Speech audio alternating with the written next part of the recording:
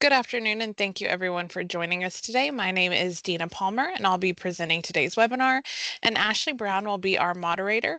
We are your member relations specialists here at Okie 811. Today, we're going to be covering some topics that were brought to our attention from our members during the annual meeting. But first, let's go over a few housekeeping items. So if you have any questions, you can feel free to use the Q&A option, or you can put those questions in the chat. At the end of the webinar, we will cover any questions that are asked. We will also give you a chance when we do the key takeaways to get those questions submitted before we get to that question slide. And as we mentioned earlier, today's webinar is going to be a little bit different. All of the topics we're going to discuss today were brought to us directly by our members at the annual meeting. So we're going to be covering a variety of topics ranging from design survey requests to pre-excavation requests, the differences between those two ticket types and how they fit in the one call process. We're also going to cover excessive updates, how Okie 811 is working to help reduce unnecessary second and third notices, and more. So if you can think of any questions, whether they pertain to the topics we're discussing or if there's something you just thought of, get those submitted and we will go over those again during that final question slide. So to kick this off, let's talk about design survey requests. So design survey requests were officially added to the Oklahoma Underground Damage Prevention Act on November 1st, 2023. This is an optional notice to underground facility operators to participate in providing underground facility information during the design or engineering phase of a project to mitigate potential impact to existing underground facilities. No excavation can take place on a design survey request. These survey requests can only be submitted through the Okie 811 excavator portal. Physical markings or maps can be requested on these, so it's going to be up to the member or the facility operator to choose how they're going to respond. So if they request physical markings, but you only have a map, that's up to you if you want to do those markings or give them maps. And so when it comes to the physical markings, if those are requested, the scope of the project must be separated by the scope of work limits allowed by the Oklahoma Underground Damage Prevention Act of no more than 500 feet in incorporated areas, which is in city limits, and no more than 1 mile in unincorporated areas, which is like a rural area per request. Facility operators do have 14 calendar days to respond, and you must use that Okie 811 positive response system to respond to those requests. Requesters can submit a second notice on these design survey requests if you do not respond within that required time. When you're responding to the design survey requests in the portal, you have 3 different positive response options you can choose. So you can go ahead and choose action 1, which is site marked, and let them know you've marked that facility. You can choose action 2, which is clear, and let them know that you don't have any lines in that area if that's the case. And if you choose to provide a map, you can choose action 15, which is maps provided. Comments are required. So, if you want to say who you sent those to, if it was an email, if you spoke to somebody, how you got those maps to them, what type of mapping file you sent them, that's all really great information to include in those comments. When it comes to design survey requests, we want to make sure that the correct people in your organization are receiving those. So in that situation, you can have an additional output for a design survey request. A design survey output may not be what every organization needs. If you're a locator who already receives all your tickets directly, and you're also the design contact, a design output isn't going to be very beneficial for you. But if your company has a separate design contact and they only need to receive those design survey requests, it would be really important to have a design survey output. These outputs would allow Okie 811 to send those requests directly to your design contact. Those additional outputs would incur that additional output fee of $180 per year. These outputs are entirely optional. So if you're unsure if your organization needs one, you can contact member services and we can definitely walk through that with you to determine if that's something you need. And if you choose not to add design outputs, you'll receive those design survey requests at your existing electronic output. So now that we've talked a little bit about those design survey requests, let's go over these pre-excavation meeting requests. So the pre-excavation meeting requests were officially added to the Oklahoma Underground Damage Prevention Act on November 1st, 2024, so about a year after those design survey requests.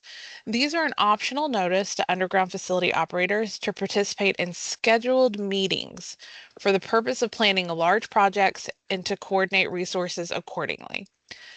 So the pre-excavation meeting request only applies to large projects which involve one of the following. They exceed the scope of work limit defined in that Oklahoma Underground Damage Prevention Act, or the estimated duration is going to be more than 90 days. Again, no excavation can take place on a pre-excavation meeting request, and these also can only be submitted through the Okie 811 excavator portal. Pre-excavation meeting requests must include the proposed meeting date, time, and location. The meeting must be set at a minimum of 72 hours from the date of submission.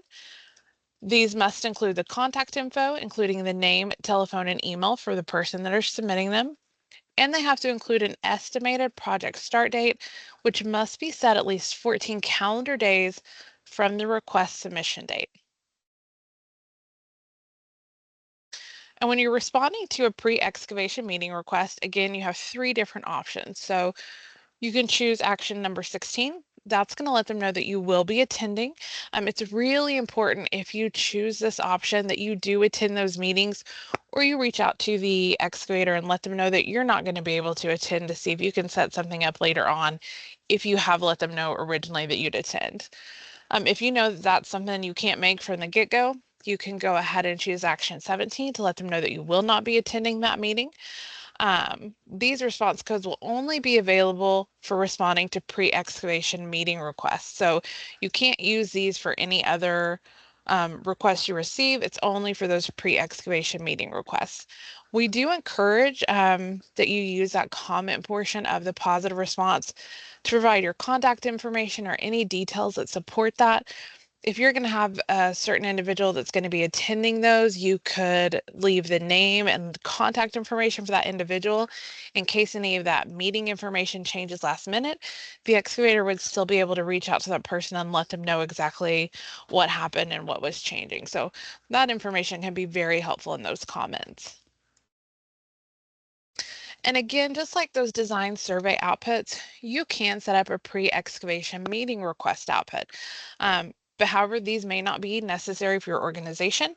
As an example for these, if all your locate requests are transmitted to a third-party company, it might be really helpful to have one of these additional outputs so those requests can go to the correct person in your organization that would be attending those meetings.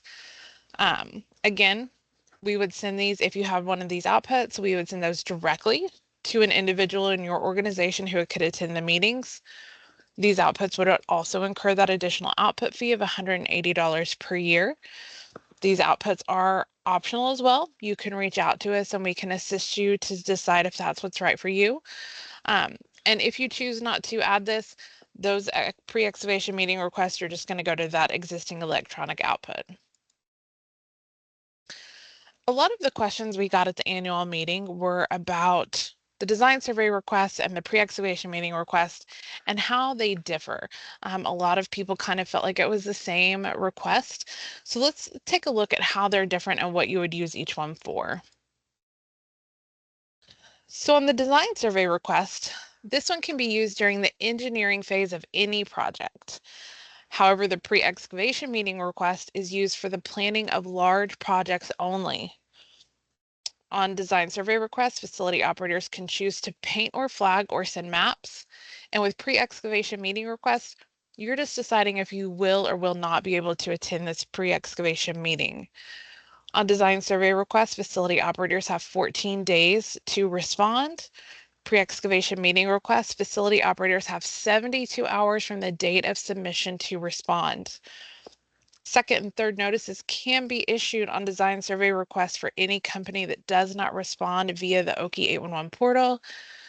On pre-excavation meeting requests, repeat notices cannot be issued for those. It's the same for both of them, that you have to respond, use positive response to respond to those, and no excavation can take place on either one of these requests. So let's take a look at how these requests fit into the one call process. So we're starting off this one call process. An excavator would submit a design survey request. So that's the very first step. We're going to get that design survey request in. The facility operators would have 14 days to physically mark or send maps. The facility operators would use the OQ 811 portal to submit those positive responses.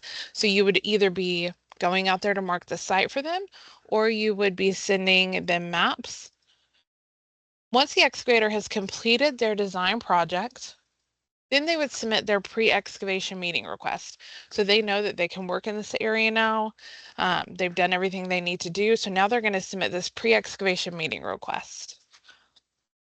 As a member, you would have 72 hours to positively respond to let them know if you will or will not be able to attend that meeting.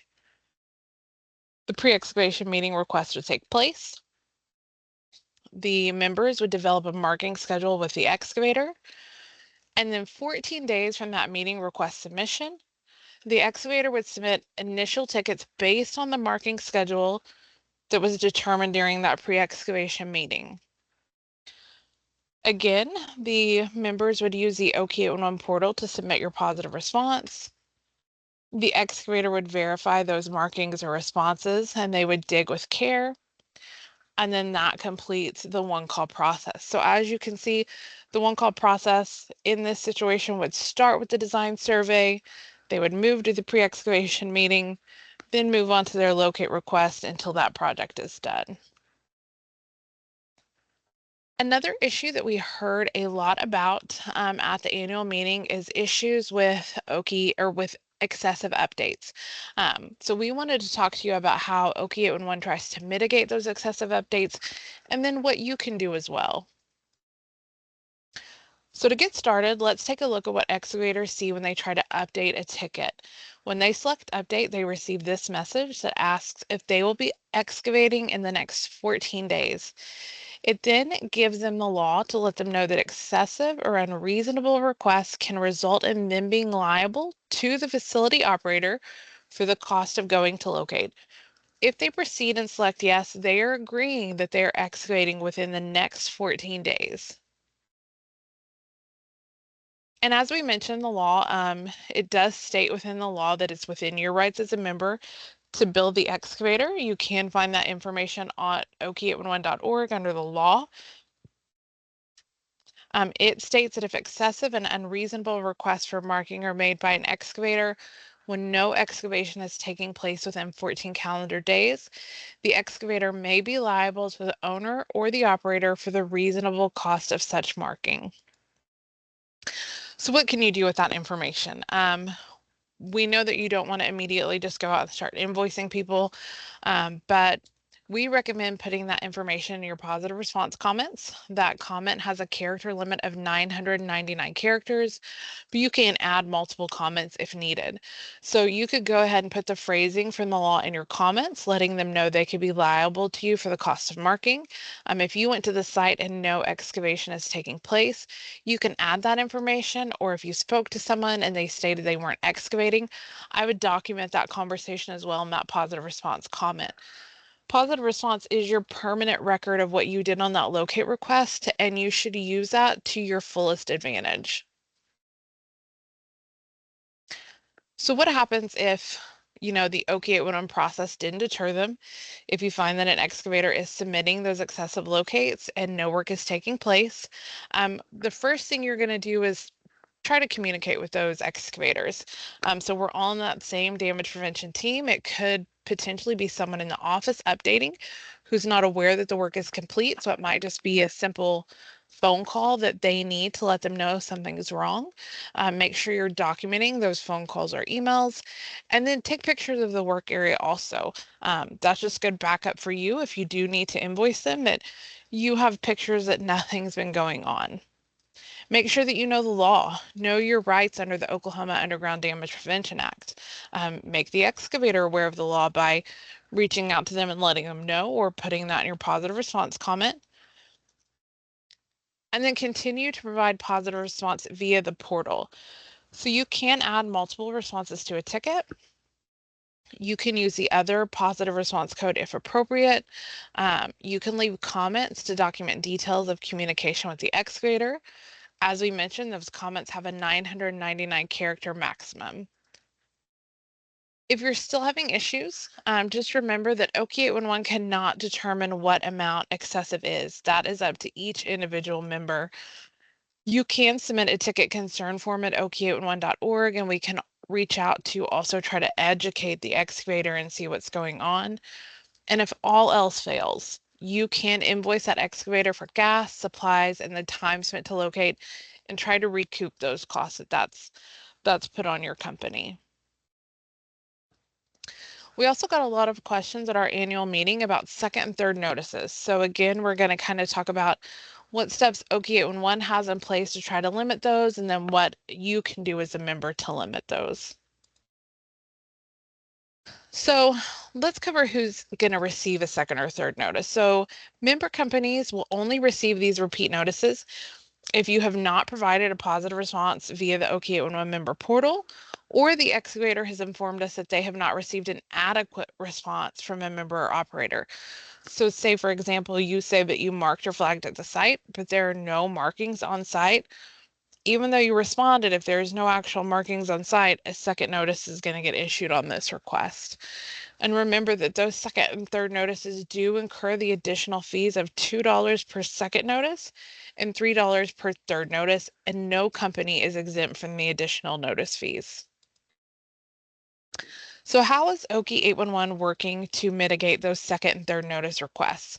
So when an excavator tries to submit a second notice through the portal, this is the message they receive. Let's break this down piece by piece.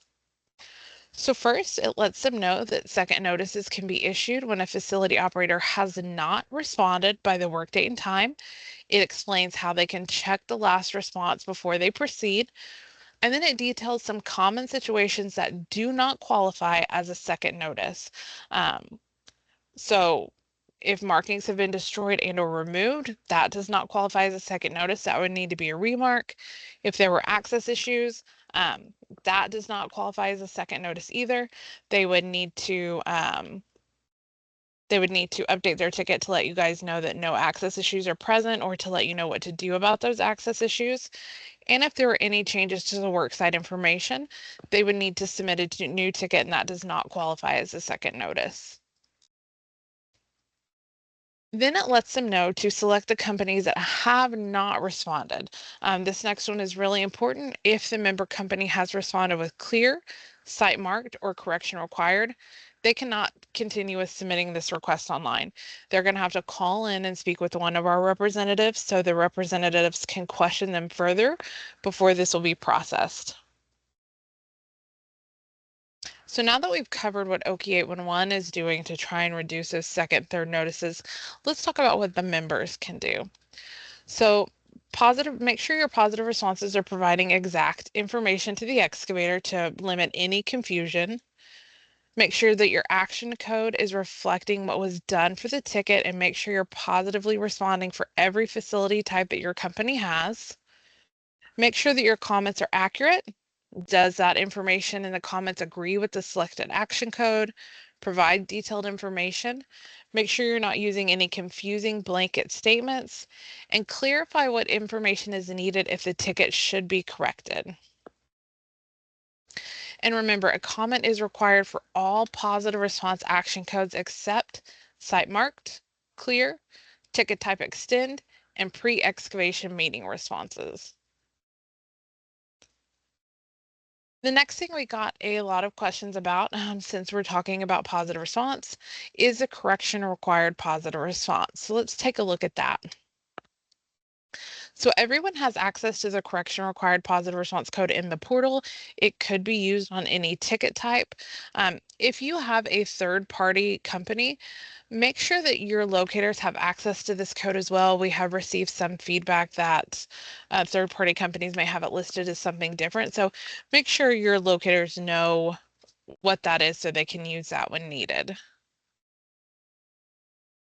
And let's take a look at the correction required positive response code versus a ticket concern form. So we did have questions where people wanted to know why would they use correction required when we have the ticket concern form. And so let's take a look at that.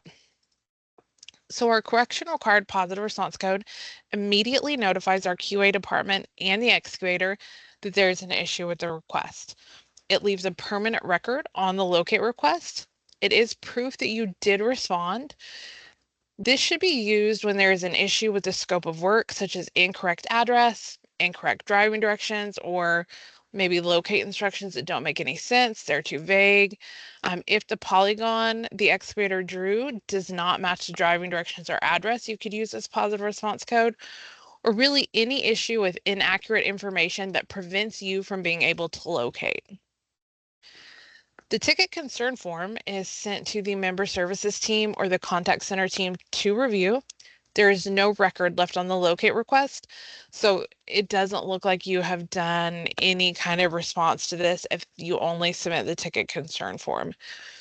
And the ticket concern form should be used for any issue that doesn't prevent you from being able to locate, but you feel it needs to be addressed.